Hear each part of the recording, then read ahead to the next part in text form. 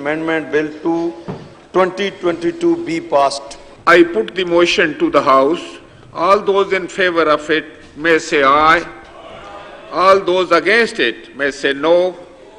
I think the ayes have it and motion is adopted and consequently the bill is passed. P M اور overseas پاکستانیوں کے vote ڈالنے سے متعلق سابق حکومت کی ترامیم ختم. الیکٹرانک ووٹنگ مشین اور اوورسیز پاکستانیوں کو ووٹنگ سے متعلق سابق حکومت کی ترامیم کو ختم کرنے کا بل منظور کر لیا گیا. انتخابات کا ترمیمی بل 2022 میں قومی اسمبلی میں پیش کر دیا گیا. بل وزیر پارلیمانی امور مرتضی جاوید عباسی نے پیش کیا. الیکشن ایکٹ ترمیمی بل 2022 قائمہ کمیٹی کو بھجوانے کا قاعدہ معطل کرنے کی تحریک بھی منظور کر لی گئی.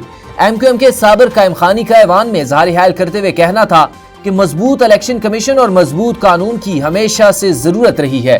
ہم ہمیشہ الیکشن میں اس معاملے میں متاثر رہے ہیں. جو ترامیم لائی گئی وہ وقت کی ضرورت تھی.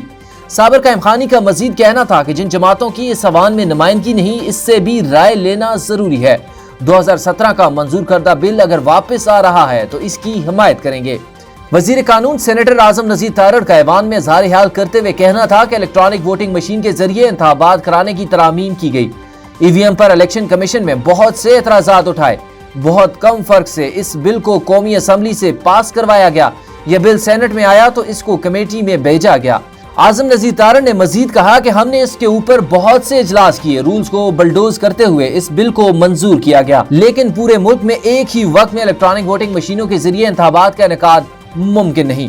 انہوں نے مزید کہا کہ آج ایجنڈا کافی طویل ہے. قومی احتساب بیورو ترمیمی بل بھی آج منظور کرایا جائے گا جبکہ انتخابی اصلاحات کے لیے پارلیمانی کمیٹی تشکیل دے دی ہے. کمیٹی میں تمام سیاسی جماعتوں کی نمائندگی ہے. کمیٹی میں صرف وہ شامل نہیں جو باہر درختوں اور املاک کو آگ لگا رہے ہیں. قومی اسمبلی اجلاس میں الیکشن ایکٹ 2017 میں ترامیم کی بل کی شکوار منظوری لی گئی اور بل کی منظوری کے بعد الیکٹرانک ووٹنگ مشین اور اوورسیز پاکستانیوں کی ووٹنگ سے متعلق سابق حکومت کی ترامیم ختم کی گئیں.